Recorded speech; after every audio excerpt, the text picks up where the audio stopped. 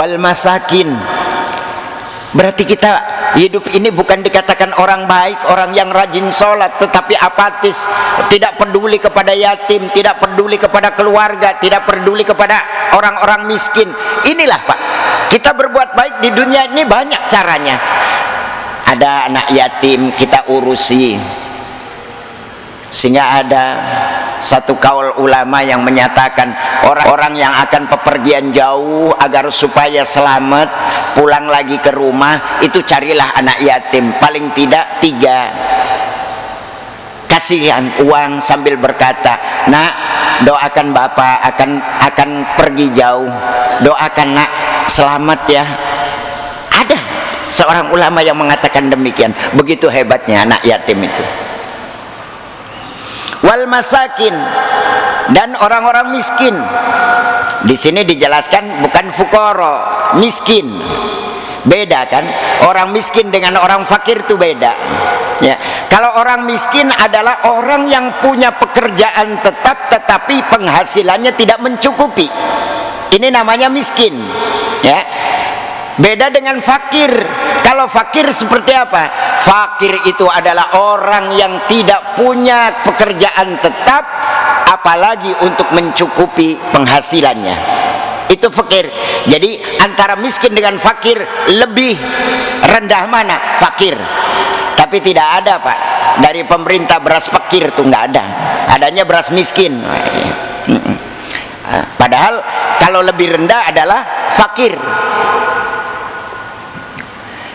Jamaah yang dimuliakan oleh Allah. Kemudian wa atal mala ala hubbi dzawil qurba wal yatama wal masakin wabnas sabil ayil musafir.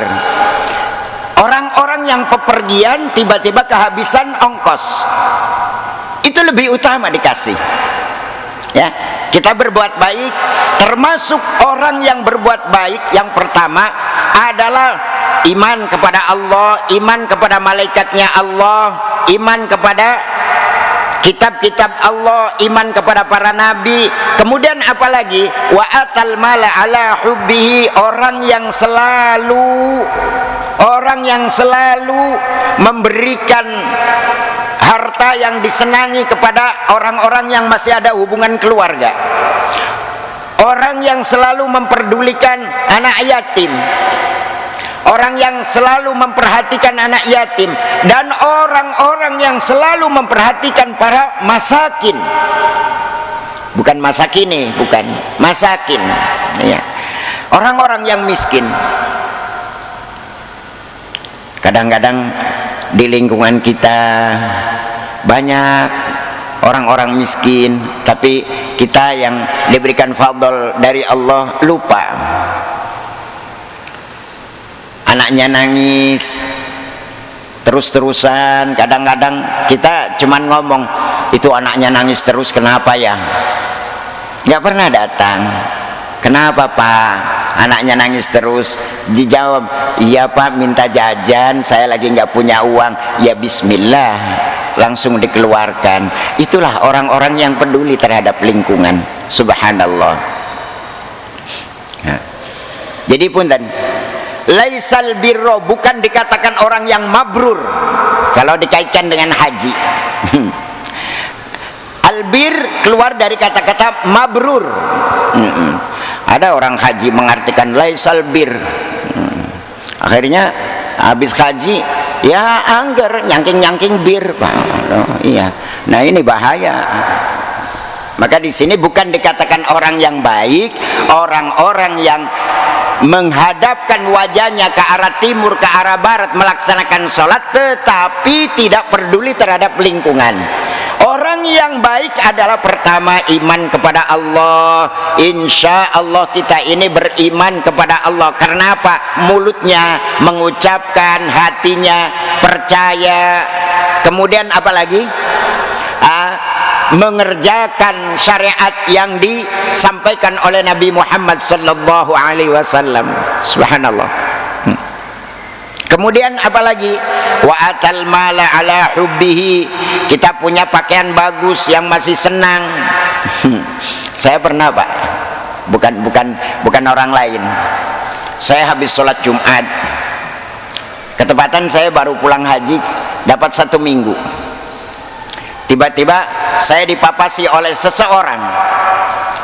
Assalamualaikum warahmatullahi. Baru pulang haji ya? Ya, alhamdulillah. Pantesan kopiannya masih baru, katanya. Ikut ke rumah, Pak.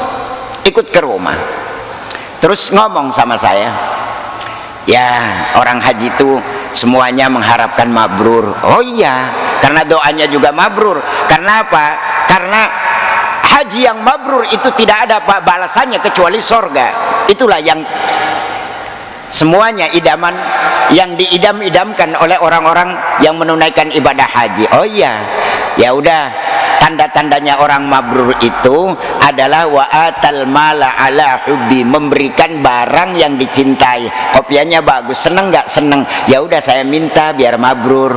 Kok orang ini pinter sekali mengartikan Al-Quran. Akhirnya saya kasihkan, Pak. Saya masuk ngomong sama istri saya, Mi, ada tamu minta kopiah, sampean tuku kopiah mung siji-sijine ku dijaluk. Ngomongnya aluk mabrur taluk kopiah, jare sira priwen? Ya mabrur. Ya wis nakna baik, saya kasihkan kopiahnya, Pak. Pinter. Waduh, sarungnya bagus ya, mang sarung-sarung, Pak. Masya Allah. Saya pada waktu itu nurut aja, sarungnya saya kasihkan. Begitu baca Al-Quran seperti ini, Masya Allah, saya tuh diakali. Daripada mabrur ya aluk sarung. Kenapa mabrur itu rahasianya Allah, bukan rahasia orang kan? Seseorang menunaikan ibadah haji mabrur atau tidak mabrur itu adalah rahasia Allah. Cuman ada tanda-tandanya. Ada tanda-tandanya apa? Orang kalau hajinya mabrur ada perubahan sosial dari berangkat, sebelum berangkat, dan sesudah berangkat. Loh, maaf saya ngomong jorok. Kalau orang Indramayu itu biasa, Pak, ketemu dengan temannya yang mukhalid itu nggak pernah uluk salam. Ketemu jening perapatan satuan sing metu, Pak, kirit ku nang kene ku, maaf saya ngomong nggak bagus. Ini kebiasaan orang Indramayu. Berangkat haji alhamdulillah kiri kehilang, Pak. Ketemu karo batur assalamualaikum, mabrur ku, Pak. Enggak susah, enggak apa. Jadi ada perubahan sebelum berangkat dan sesudah berangkat. Allahu Akbar. Gampang. Itu ucapan-ucapan mabrur. Baik. Sedikit lagi. Wasailina ay at-talibin. Orang-orang yang selalu minta-minta. Punten. Orang kalau ada tamu meminta-minta itu adalah jawabannya 2. Wa ammas sa'ila fala tanhar. Apabila ada orang meminta, jawablah dengan kata-kata yang bagus, tidak menyentak. Assalamualaikum, salam panyun sedekah. Aduh, pangapunten, nggih, kulane lagi dereng gak ada. Pangapunten nggih, kok sejen waktu koyong. Loh, aja toli ngomong. Sebab ada ayat yang lain mengatakan qaulun ma'rufun wa maghfiratun khairum min shadaqati yatba'uha adza. Ucapan yang baik dan memaafkan kesalahan orang lain itu lebih baik daripada sedekah yang di belakangnya itu menyakitkan. Ada ayat yang menyatakan seperti itu. Jadi baiklah para jamaah yang dimuliakan oleh Allah, mudah-mudahan kita mampu melaksanakan ayat ini. Pertama, kalau kita sudah beriman kepada Allah, syarat-syarat apa rukunnya iman kita sudah dilaksanakan, marilah kita meningkat. Pertama, pikirkan keluarga, pikirkan orang-orang yang masih ada kerabat dengan kita. Sudahkah mereka-mereka itu mampu mengurusi keluarganya? Apabila berkurang, mari kita supply, mari kita berikan bantuan, karena infak itu lebih baik untuk keluarganya. Yang kedua adalah wa atal mala ala hubbi dzabil qurba wal yatama. Mangga kita pikirkan anak-anak yatim kita. Jangan sampai ada anak yatim yang terlantar. Banyak sekali orang-orang yang menampung anak-anak yatim. Subhanallah, doanya anak yatim itu sangat makbul sekali. Wal masakin, juga kita peduli terhadap orang-orang yang tidak mampu.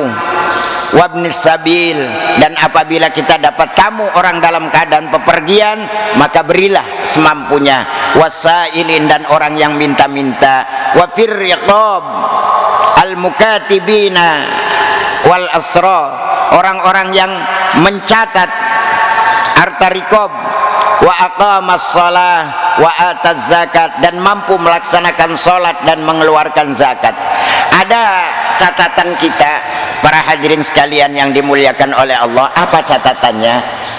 Kata Imam Ghazali, rukun Islam itu jumlahnya 5. Mana saja dihitung bolak-balik, apakah versi Fathul Qarib, apakah versi Sufina Kasyifatus saja, yang jatuh pada bilangan ketiga itu yang berat. Coba kita hitung. Untuk umum, syahadat, sholat, puasa. Ini versi Fathul Qarib kitabnya. Syahadat, sholat, puasa. Puasa ini hitungan ketiga di dalam urutan rukun Islam. Kata Imam Ghazali, berat melaksanakannya. Benar Pak, benar.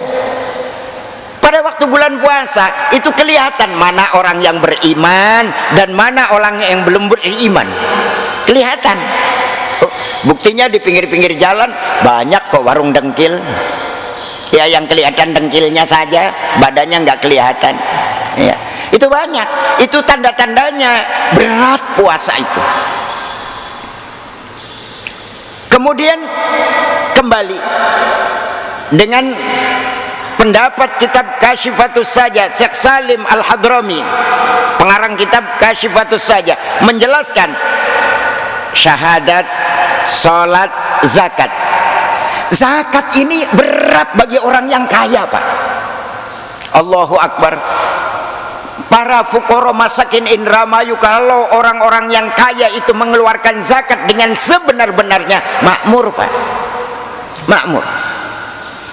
Uangnya pada miliaran, zakatnya cuma 100 juta. Lah, kalau ada orang punya uang 1 triliun, itu berapa zakatnya?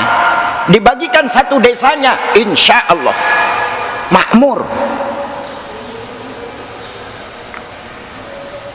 Inilah mungkin PR kita, untuk kita sama-sama memberikan pemahaman terhadap rukun Islam yang dibolak dibalik jatuh kepada bilangan ketiga, itu agak berat untuk melaksanakannya.